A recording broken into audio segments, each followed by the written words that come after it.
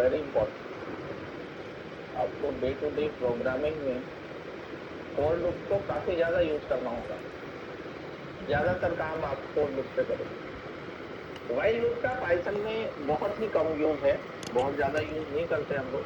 Most of the case we use for loop because Python में for loop is more dynamic.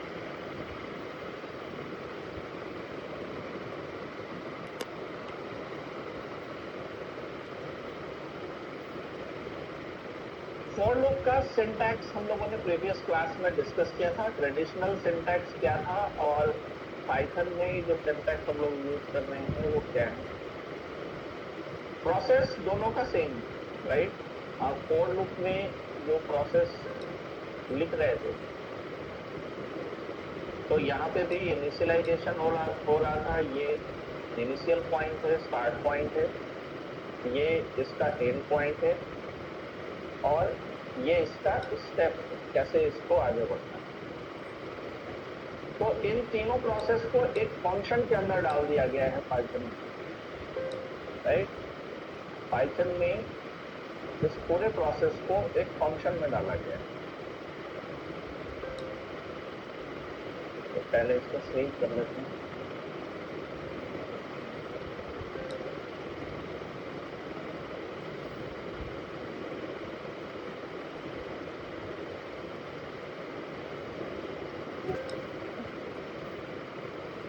For variable लेते हैं हम लोग और एक ऑपरेटर यूज करते हैं इन, और यहाँ पे क्या देते हैं हम लोग, एक function. Name of the function is range and how many arguments we can pass in this function. इसको यूज करने के लिए कितने आर्ग्यूमेंट चाहिए, स्टार्ट, स्टॉप, स्टेप, राइट। तो देखो यहाँ पे क्या है, आप अगर कोई वैल्यू पास कर रहे हो, फर्स्ट वैल्यू पास कर रहे हो, मान लो मैंने पास किया 5,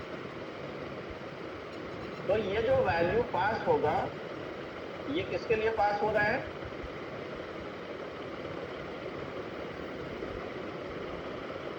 ये किसके लिए पास हो रहा है, स्टार्ट का वैल्यू है, स्टॉप का वैल्यू है या स्टेप का वैल्यू है।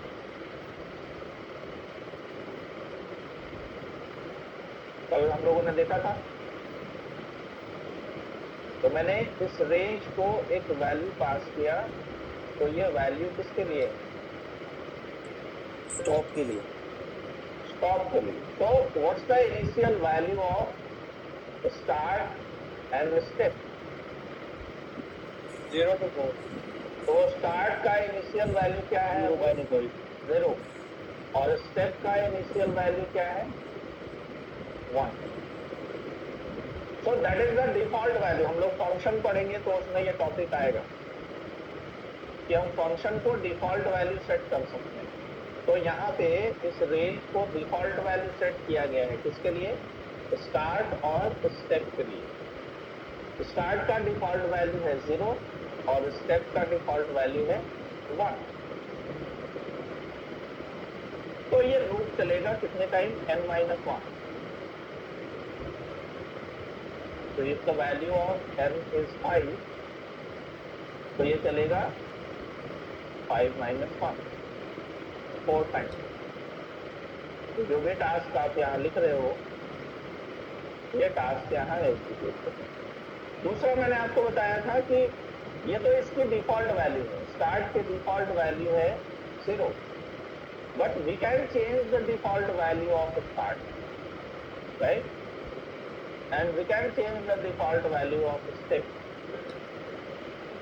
For I in range, we can set start, we can set stop। मान लो मुझे कोई 5 का टेबल बनाना है, मुझे 5 का टेबल बनाना है, तो क्या लिखेंगे आप, वैल्यू क्या लिखना होगा, स्टार्ट की वैल्यू क्या देंगे 5, और स्टॉप के वैल्यू क्या देंगे? 50 50 और स्टेप क्या देंगे? 5 तो टेबल क्रिएट हो जाएगा।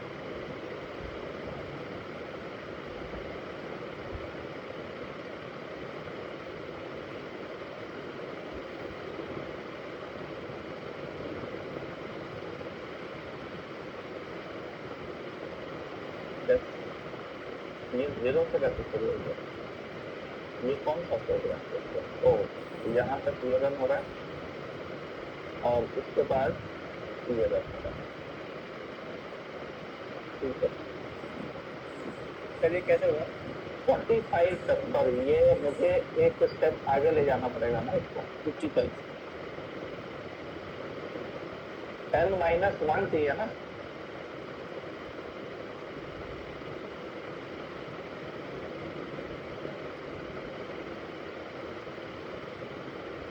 Let's see. 5, 10, 15 टेबल क्रिएट हो गया। तो कितना आसान है यहाँ पे ये काम करना। अगर आप यूजर से इनपुट लोगे तो यूजर से इनपुट ले लो, किसका टेबल बनाना है, तो जिसका टेबल बनाना है वो यहाँ पे पास कर दो।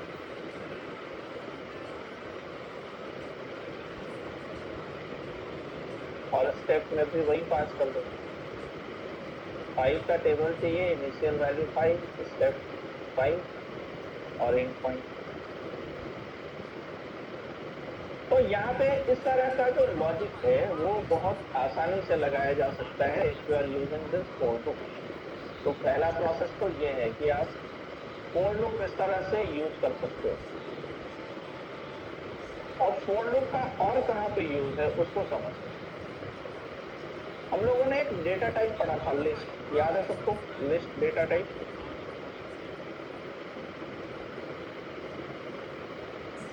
Yes sir. इस तरह से लिखते हैं।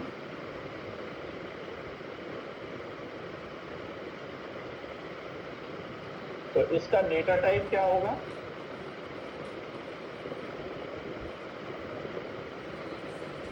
अगर टाइप में मैं नंबर्स को पास कर दूं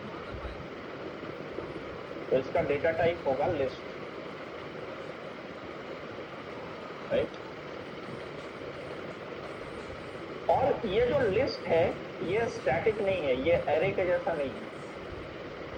एरे हम लोग C++ में पढ़े होंगे, यहाँ पे एरे जैसा कोई कॉन्सेप्ट अलग से नहीं है। यहाँ पे डायनेमिक एरे यूज होता है। डायनेमिक एरे का मतलब number of element is not fixed. इसमें 10 एलिमेंट भी हो सकता है, इसमें 100 एलिमेंट भी हो सकता है, इसमें 1000 एलिमेंट भी स्टोर किया जा सकता है run time. Size is not fixed. So this list is more dynamic than array. Array में हम लोग को साइज फिक्स करना होता है। तो अगर आप फिक्स लूप यूज करोगे तो फिक्स लूप में तो हम लोग बताते हैं कहां तक जाना है, ये बताते हैं ना। आप बता रहे हो स्टार्ट पोजीशन, आप बता रहे हो एंड पोजीशन, आप बता रहे हो स्टेप। तो ये लॉजिक पे अगर आप लिस्ट अप्लाई करोगे तो लिस्ट में रन टाइम में कितने वैल्यू आएंगे, मान लो लिस्ट में वैल्यू मुझे रन टाइम में स्टोर करना है, तो वो पहले से पता नहीं होगा कि इसमें कितने वैल्यू हम ऐड करें, 5, 10, 20, 100 कितने वैल्यूज ऐड करें। तो साइज इज नॉट फिक्स। तो in that case how we can use fix loop? Range वाला कॉन्सेप्ट तो काम नहीं करेगा, क्योंकि रेंज फंक्शन को वर्क करने के लिए ये 3 आर्गुमेंट्स चाहिए। पानी बोतल है। सो ये 3 आर्गुमेंट चाहिए, तो ये वाला लॉजिक यहाँ पे नहीं चलेगा। तो Python for loop it's more dynamic. अब देखो यहाँ पे कैसे, अब ये डेटा अगर मुझे प्रिंट करना है तो कैसे प्रिंट करें? और you can declare a variable item in, कहां से सर्च करना है?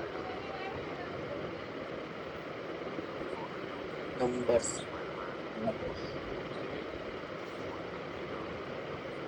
तो ये देखो यहाँ पे कोई हम लोग फिक्स्ड लूप का कॉन्सेप्ट अप्लाई नहीं कर रहे हैं यहाँ पे, because the number of repetition is not fixed. जितने एलिमेंट्स आप यहाँ पे डालोगे उतनी बार ये फॉर लूप चलेगा। तो this for loop is more dynamic. ये जो फॉर लूप है इसमें ये कॉन्सेप्ट नहीं है, इसमें ये कॉन्सेप्ट नहीं है। इस फॉर लूप को आपको इनिशियल वैल्यू देना पड़ रहा है, इसके बाद इसको कंडीशन देना पड़ रहा है, फिर इसका स्टेप वैल्यू देना पड़ रहा है। तो आप फॉर लूप को फिक्स लूप की तरह अगर यूज करना चाहते हो तो in that case we can use range.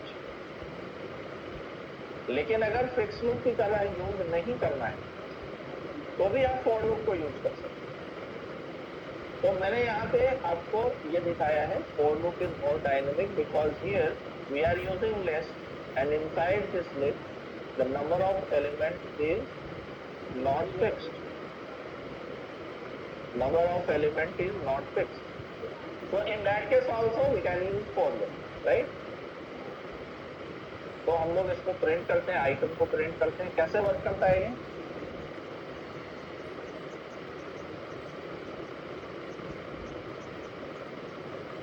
तो इसका वर्क करने का तरीका क्या है? मान लो एक ही लाइन में प्रिंट करना है तो क्या करेंगे यहाँ पे? अभी क्या होगा, वो एक लाइन में प्रिंट नहीं होगा सारा element. So I want to print all element in a single line. तो हम लोगों ने फर्स्ट क्लास में ही पढ़ा था वो कॉन्सेप्ट, याद है किसी को?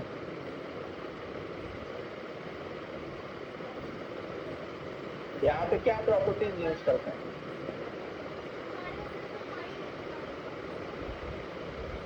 एक तो यूज करते थे सेपरेटर, याद होगा आप लोग को, और एक यूज करते थे हम लोग एंड। एंड का डिफॉल्ट वैल्यू क्या है?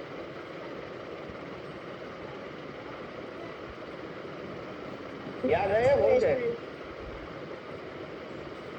ये कॉन्सेप्ट याद है सबको कि भूल गए? याद है सर। तो डिफॉल्ट इसका वैल्यू क्या है? /n। यानी जब भी लाइन इन होगा तो लाइन ब्रेक होगा। /n इसके डिफॉल्ट वैल्यू। आपको एक ही लाइन में चाहिए अगर डेटा तो /n की जगह हम क्या पास कर देंगे यहाँ पे? स्पेस। ठीक है, तो इसको रन करते हैं।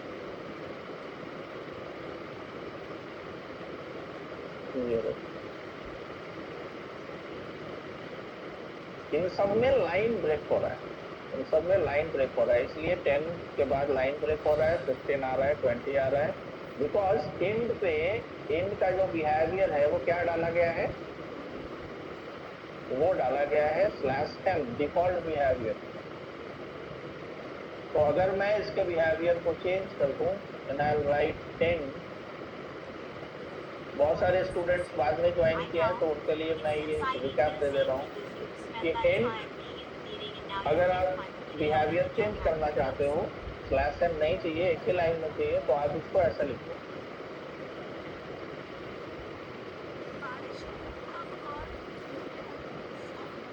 You can write like this। अब क्या होगा? एक ही लाइन में प्रिंट होगा सारा।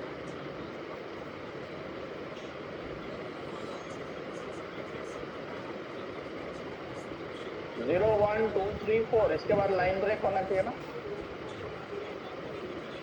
तो इसके बाद लाइन ब्रेक करना है, क्या लिखेंगे? ये जो टास्क है इसके बाद लाइन ब्रेक होना चाहिए, तो यहाँ पे लिख देंगे प्रिंट। इसके बाद में लाइन ब्रेक होना चाहिए, यहाँ पे लिख देंगे प्रिंट। तो प्रिंट का मतलब क्या है? /n लाइन ब्रेक करेगा, ये कुछ डेटा नहीं दे रहे इसको।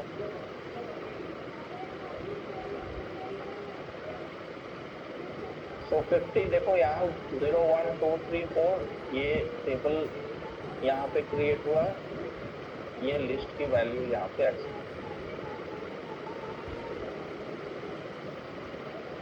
तो for loop it's more dynamic, right? For loop it's more dynamic in Python. मान लो इसके सारे आइटम्स का सम निकालना है, कैसे निकालेंगे? सारे आइटम्स का सम कैलकुलेट करना है, कैसे होगा?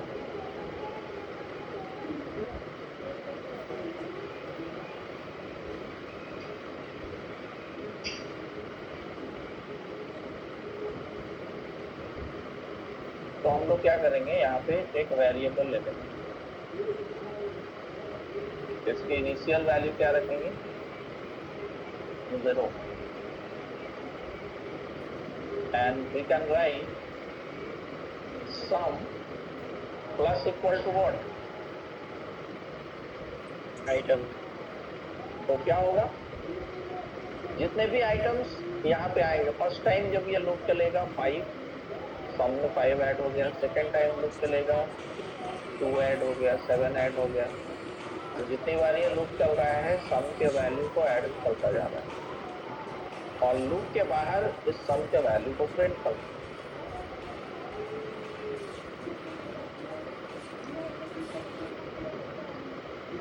सेपरेटर का डिफॉल्ट क्या पोजीशनिंग है? देखो सेपरेटर की डिफॉल्ट वैल्यू क्या है? स्पेस। कॉमा को हम क्या बोलते हैं? सेपरेटर बोलते हैं। तो बाय डिफॉल्ट ये जहां पे भी आप कॉमा लगाओगे उसके बाद जो भी लिखोगे तो क्या होगा? स्पेस प्रिंट हो जाएगा। एंड की डिफॉल्ट वैल्यू क्या है? /n। तो मैंने एंड की वैल्यू क्या कर दी? स्पेस। तो मुझे टोटल के बाद स्पेस देना है, कॉमा लगा दिए, स्पेस बाय डिफॉल्ट आ जाएगा और यहाँ पे लिख दिया कॉमा।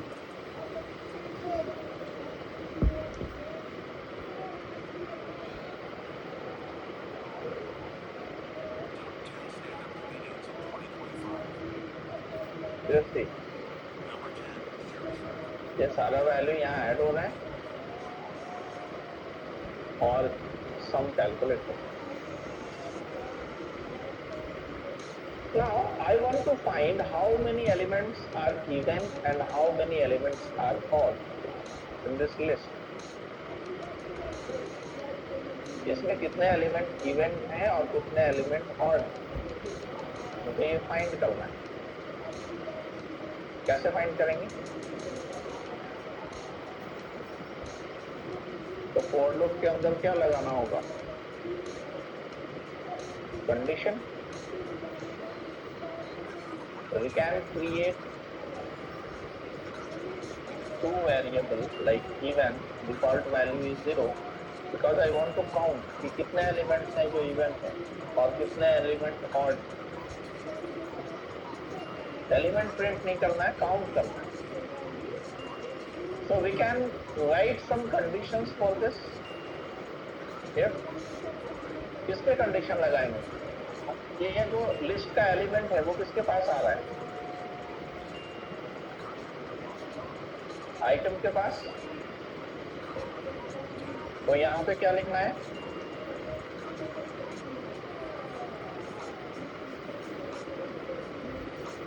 अगर ऐसा है तो क्या करना है? इवन प्लस प्लस लिख सकते हैं क्या? एक चीज मैंने पाइथन में आपको बताया नहीं, ये ऑपरेटर जमा देते।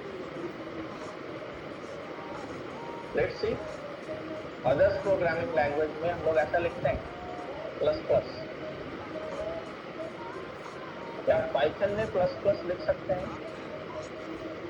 चेक करते हैं इसको और यहाँ पे प्रिंट कर लेंगे।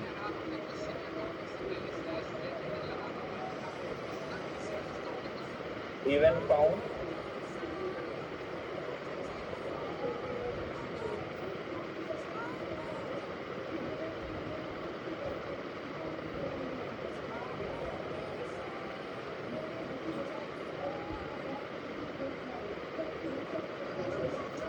तो इसको रन करते हैं और देखते हैं। ये कोड समझ में आ रहा है सबको यहाँ से यहाँ तक? इसमें कोई डाउट तो नहीं है? या कहीं कोई डाउट है तो पूछिए। ये जो मैंने लिखा है ये सबको समझ में आ रहा है? सर एक बार और बता दो। सर ये चीज रन ही नहीं हो रही मेरे तो, मैंने ये सेम लिखा है अभी। रन नहीं हो रही होगी, वही तो बताना है। प्लस प्लस में एरर आ रहा होगा।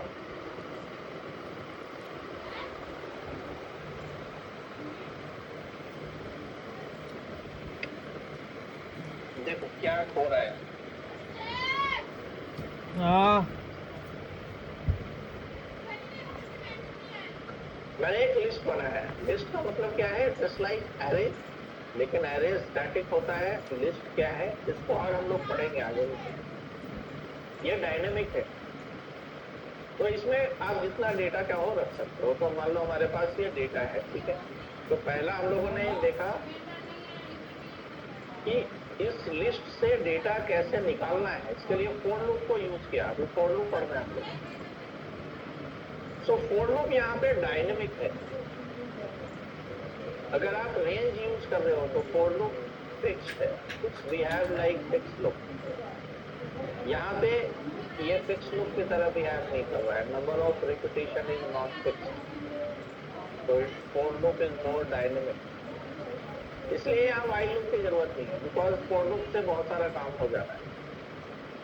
तो नंबर्स में से एक एक एलिमेंट को निकालना है, तो हम लोग क्या लिखेंगे?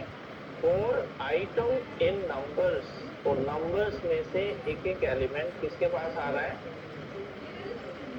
आइटम के पास। फिर हम लोग क्या बोल रहे हैं कि जो भी आइटम इसके पास आ रहा है, जो भी एलिमेंट इसके पास आ रहा है, उसको एक सम वेरिएबल में ऐड करते जाओ। तो क्या निकल के आएगा? टोटल। सारे एलिमेंट्स का टोटल निकल के आएगा if we are using sum plus equal to item. दूसरा हम लोगों ने क्या कंडीशन लगाया? We can find how many elements are even in this list and how many elements are odd. तो हम लोग क्या चेक कर रहे हैं? नंबर्स में से एक आइटम इसके पास आया, पहला एलिमेंट आया, तो ये चेक होगा कि क्या ये 2 से डिवाइड हो रहा है। अगर हो रहा है तो इवन को प्लस प्लस करो, और अगर नहीं हो रहा है 2 से डिवाइड तो ऑड को प्लस प्लस करो। लेकिन अभी हमारा जो प्रोग्राम है वो एरर देगा, बिकॉज पाइथन प्लस प्लस अगर आप यूज करोगे तो इस ऑपरेटर को सपोर्ट नहीं करता है। इसको क्या बोलते हैं हम लोग? यूनरी ऑपरेटर, जिसमें एक ही ऑपरेंड होता है। एक ही ऑपरेंड पे जब कोई ऑपरेटर काम कर रहा है तो उसको बोलते हैं यूनरी ऑपरेटर। एक से ज्यादा ऑपरेंड पे कोई ऑपरेटर काम कर रहा है उसको बोलते हैं बाइनरी ऑपरेटर। तो पाइथन यूनरी ऑपरेटर को सपोर्ट नहीं करता है। तो क्या लिखना होगा यहाँ पे हमको in place of this? Even plus equal to what? 1 से इंक्रीज करना है, और प्लस इक्वल टू 1। तो अगर 2 से डिवाइड हो जा रहा है, जो जो एलिमेंट यहाँ 2 से डिवाइड हो जा रहा है, तो उस केस में इवन 1 से इंक्रीज होगा, और 2 से डिवाइड नहीं हो रहा है तो ऑड 1 से इंक्रीज होगा। तो हमारे केस में ऑड कितने हैं? 5, 7, 9। तो number of odd value is what? 3। और इवन वैल्यू कितने हैं? 2, 10, फिर से है 2। तो number of even value is also 3।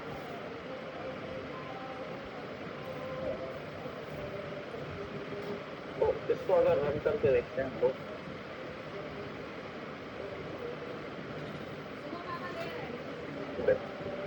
Even count 3 और काउंट 3। तो ये सारा टास्क जो यहाँ पे परफॉर्म हो रहा है, इसमें एक लूपिंग प्रोसेस हम लोग यूज कर रहे हैं। इस लूप के अंदर ये सारा प्रोसेस हो रहा है यहाँ पर। तो आप जितने एलिमेंट्स यहाँ ऐड करते जाओगे उतनी बार ये प्रोसेस होता जाएगा, right? So the number of element is not fixed. Number of element तो fixed नहीं है. अब इसको बढ़ा दिए तो क्या प्रोग्राम में या फॉर लूप में कोई चेंजेस करना पड़ रहा है? नहीं करना पड़ रहा है. Because for loop is more dynamic. जितने एलिमेंट्स मिलेंगे नंबर्स में उन सब के लिए ये लूप बाय डिफॉल्ट काम करेगा. You see, now the even count is 4, odd count is 5.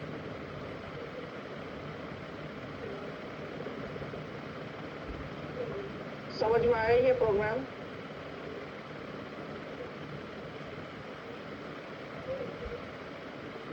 यहाँ तक जो मैंने आप लोग को बताया ये समझ गए सब लोग?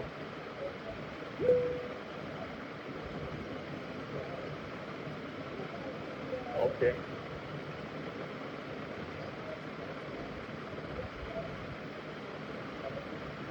ठीक है, तो मैं आपको बस ये बताना चाह रहा था कि यहाँ पे जो फॉर लूप है वो फिक्स लूप की तरह बिहेव भी करता है और फॉर लूप वेरिएबल लूप की तरह भी बिहेव करता है. नंबर ऑफ रिपीटेशन फिक्स है तो भी आप यूज करोगे. उस केस में रेंज फंक्शन यूज किया जाएगा. If the number of repetition is not fixed, in that case also we can use for loop. Hello sir. Yes. Sir वहाँ पर हेलो सर एक बार कोड दिखाइए. ये सर जो स्टार्टिंग में सर आपने दिया है 4i in range 555 and 5. Sir अगर यहाँ पर 555 के बाद 7 हो सर क्या फिट होगा? यहाँ पे 7. सर नहीं सर 55 के बाद आइए सर. तो आप स्टेप को 7 कर रहे हो ना, तो 7 ऐड होता जाएगा इसमें. 5 के बाद क्या आएगा? 5 के बाद 7 ऐड होगा उसमें.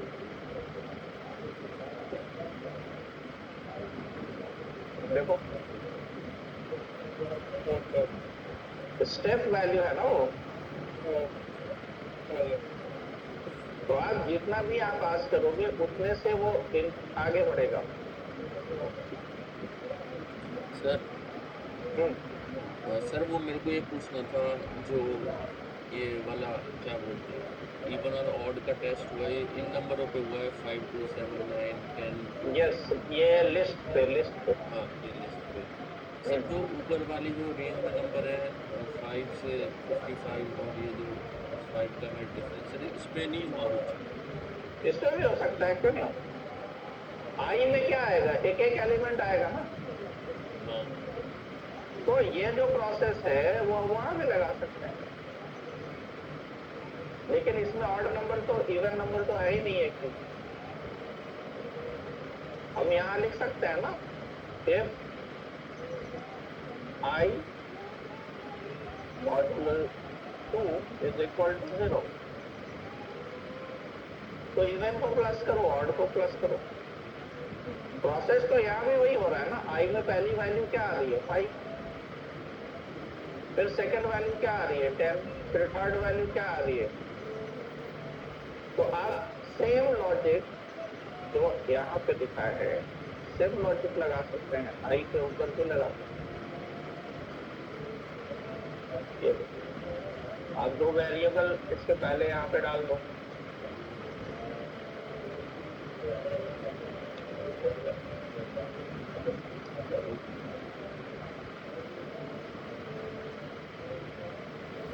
तो ये भी काउंट करके बताएगा.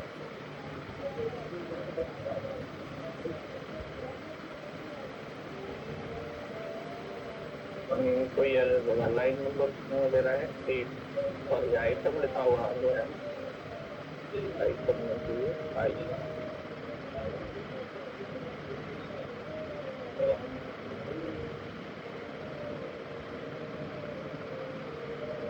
तो काउंट वैल्यू कहाँ आया? तो ये तो लिस्ट का काउंट. इसका काउंट कहाँ गया?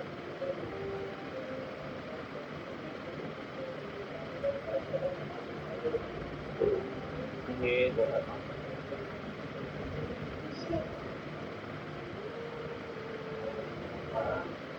प्रिंट तो किया ही नहीं ना. इसलिए तो नहीं आ रहा है ये। प्रिंट भी तो करना होगा। Yes sir.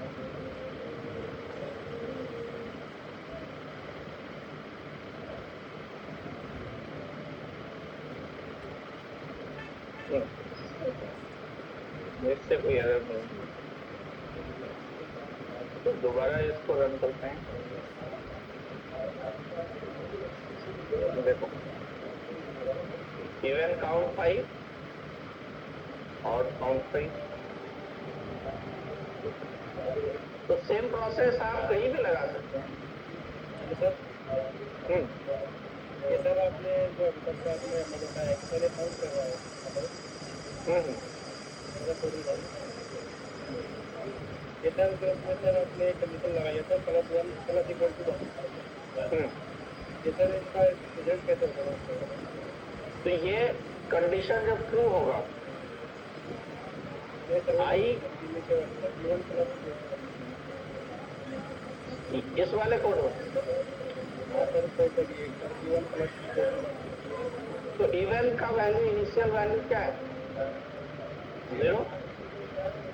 तो हम क्या बोल रहे हैं कि अगर आइटम में जो वैल्यू है, मान लो फर्स्ट टाइम 5 है, तो आइटम में क्या आएगा? 5।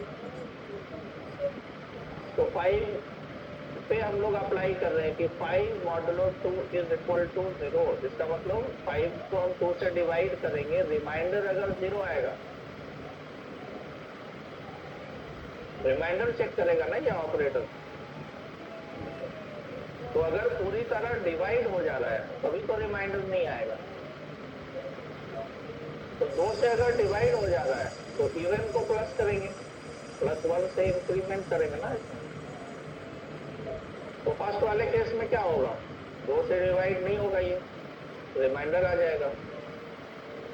तो ये एल्स पार्ट में जाएगा, ऑड को +1 कर देगा। दूसरे एलिमेंट में क्या होगा? 2 से डिवाइड हो जा रहा है, रिमाइंडर 0 आएगा, इवन वाला +1 हो जाएगा। ऐसे तो सर मतलब ये सर काउंट तो सर पेज गिवन काउंट है सर ये तो मतलब सर ये हाँ सर तो ये तो हम वेरिएबल कहाँ बना रहे हैं ना? वेरिएबल देखो कहाँ पे बना रहे हैं, फॉर लूप के अंदर नहीं बनाया हुआ है वेरिएबल।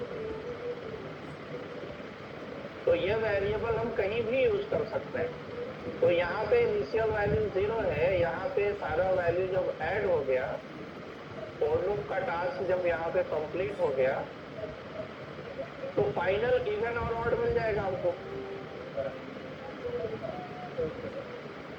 उस इवन ऑड को यहाँ पे प्रिंट कर दे। अगर यह वेरिएबल यहाँ नहीं होता और फॉर लूप के अंदर होता तो हम यहाँ एक्सेस नहीं कर पाते।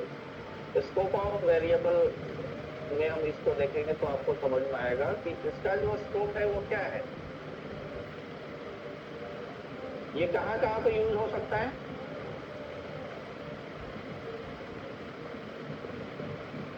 पूरे प्रोग्राम में कहीं भी यूज हो सकता है। सिर्फ कंडीशन ये है कि ये पहले यूज नहीं होगा। इस पे ये जो इसकी जो मेमोरी है वो इसके पहले क्रिएट नहीं हो रही। यहाँ पे इसकी मेमोरी क्रिएट हो गई, ये मेमोरी थ्रू आउट प्रोग्राम कहीं भी शेयर होता रहेगा। तो ये एक डिसएडवांटेज भी तो है ना? तो इस प्रॉब्लम को सॉल्व हम लोग करेंगे जब फंक्शन पढ़ेंगे, फंक्शन टॉपिक जब आएगा। अभी हम लोग सारा कोड एक ही जगह लिख रहे हैं ना, सारा देखो सारा कोड एक ही साथ लिख रहे हैं। तो एक्चुअल ये अप्रोच नहीं है कोड लिखने का, लेकिन अभी हम लोग बेसिक पढ़ रहे हैं तो हम लोग एक साथ कोड लिखेंगे। फिर हम लोग फंक्शन बनाएंगे और फंक्शन के अंदर कोड लिखेंगे। तो वो आगे का प्रोसेस हम लोग देखेंगे। तो अभी मैं जो टॉपिक आपको बता रहा हूँ इसमें फॉर लूप टॉपिक है। फॉर लूप में मैंने 2 कंडीशंस आपको बताए। पहला कंडीशन ये जहाँ पे नंबर ऑफ रिपीटिशन क्या हो रहा है, फिक्स। दूसरा कंडीशन मैंने आपको वो बताया जिसमें नंबर ऑफ रिपीटिशन फिक्स नहीं हो रहा है। तो this one is an example of fix loop. Fix loop and this one is an example of variable loop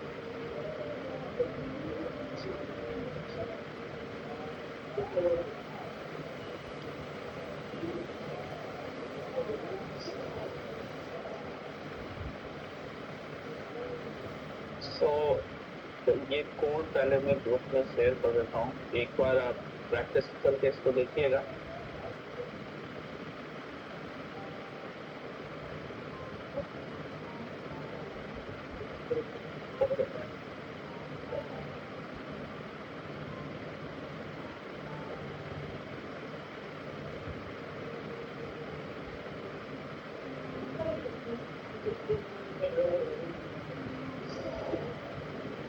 अब देखो, जैसे हम लोग इफ कंडीशंस जब पढ़ रहे थे, इफ कंस्ट्रक्ट जब पढ़ रहे थे, तो वहां पे हम लोगों ने नेस्टेड इफ यूज किया था,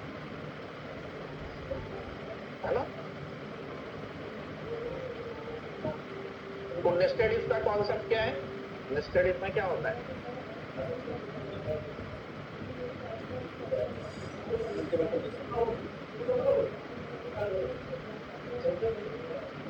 नेस्टेड इफ में हम लोग मल्टीपल कंडीशंस लिखते हैं और एक के अंदर दूसरा कंडीशन लिखते हैं, ऐसा ही होता है। एक इफ के अंदर आप दूसरा इफ कंडीशन डालते हो, नेस्टिंग कर रहे हो। So in for loop also we can perform such type of task. तो हम फॉर लूप को भी नेस्टेड ऑर्डर में रख सकते हैं।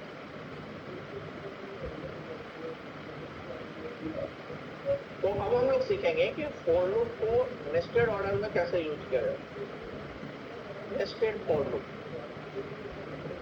right? Suppose if we are creating a loop for I in range, और मैंने इसको बोला 5, तो ये पहला एक्सप्रेशन है तो हम लोगों ने लिखा है। सो फॉर लूप में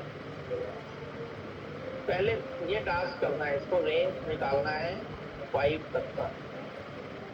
लेकिन जब ये रेंज निकालेगा 5 तक का, तो जैसे ही आप फॉर लूप लिख रहे हो तो ये फॉर लूप का बन गया ब्लॉक। ये फॉर लूप का ब्लॉक है। अब इस ब्लॉक के अंदर करना क्या है? तो अभी तक हम लोग यहाँ टास्क लिख रहे थे, यहाँ पे प्रिंट स्टेटमेंट दे रहे थे या कुछ और टास्क लिख रहे थे। लेकिन अभी जो मुझे टास्क करना है वो क्या करना है? Inside this for loop I want to execute one more for loop, like for J in range. मान लो इसको भी मैंने बोल दिया 5।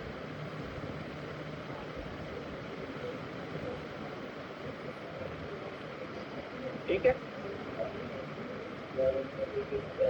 सो यहाँ पे 5 into 5, अब देखो ये कैसे काम करेगा। When I'll print,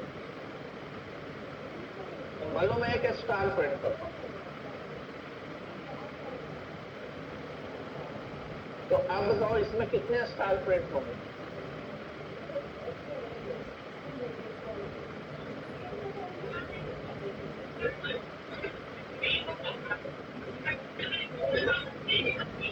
number of stars कितने होंगे? 25। और कोई नंबर ऑफ स्टार्स बताओ कितने होंगे? सर 4 या 5 होंगे। 5 स्टार प्रिंट होंगे। और किसी को कुछ आइडिया है कितने स्टार प्रिंट हो सकते हैं इसमें? Sir 10 idea. 10। Okay. 25 sure. 25। Okay. और कोई?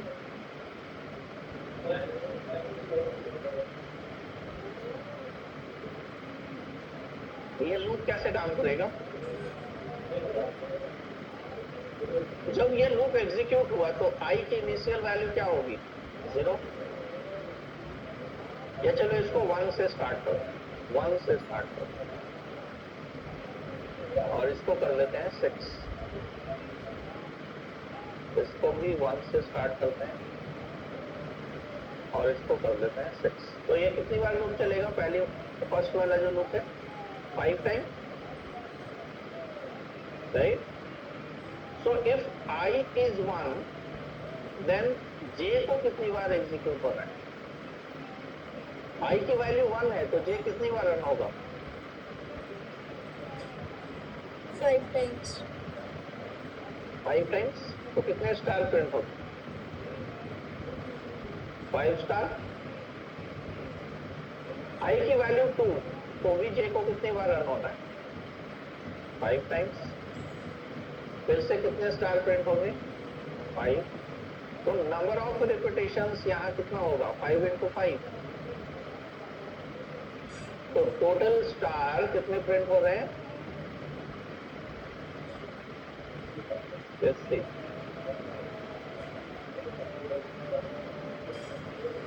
कितने स्टार प्रिंट हो रहे हैं? 25। So it's execute in the form of matrix. ये रो को पॉइंट कर रहा है और ये एक तरह से कॉलम को पॉइंट कर रहा है, राइट? तो inside one row we are having 5 columns, ऐसे इसको समझ सकते हैं, in the form of matrix. If I is equal to 1 यानी पहला रो, तो उसमें कितने स्टार हैं? 5। दूसरे रो में कितने स्टार होंगे? 5। तीसरे रो में 5। तो एक मैट्रिक्स क्रिएट हो रहा है यहाँ पे और इसको मैट्रिक्स के फॉर्म में हम दिखा सकते हैं। जैसे ये जो आउटपुट आ रहा है 1 2 3 4 5, ये जो यहाँ तक वैल्यू प्रिंट हुआ, ये फर्स्ट वाले लूप का प्रोसेस है। If I is equal to 1 तो 5 स्टार प्रिंट होगा। If I is equal to 2 तो 5 स्टार प्रिंट होगा। I इज इक्वल टू 3 तो 5 स्टार प्रिंट होगा। I इज इक्वल टू 4 तो 5 स्टार प्रिंट होगा, राइट? तो अगर मुझे इसको मैट्रिक्स के फॉर्म में रखना है तो क्या करना होगा? तो रो कॉलम के फॉर्म में दिखाना है। तो जहां पे 5 स्टार प्रिंट हुआ, इसके बाद लाइन ब्रेक करना होगा, है ना? और सेकेंड लाइन आएगा, फिर यहाँ से 5 स्टार को प्रिंट करेंगे। तो चलो अब हम लोग थोड़ा सा इसको मैट्रिक्स के फॉर्म में कन्वर्ट करते हैं।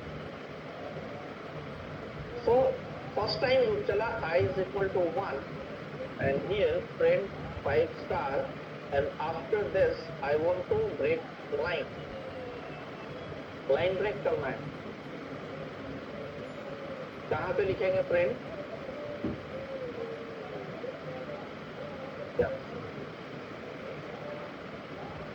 तो एक बार जब ये पूरा लूप चल गया, उसके बाद हम बोल रहे हैं लाइन ब्रेक।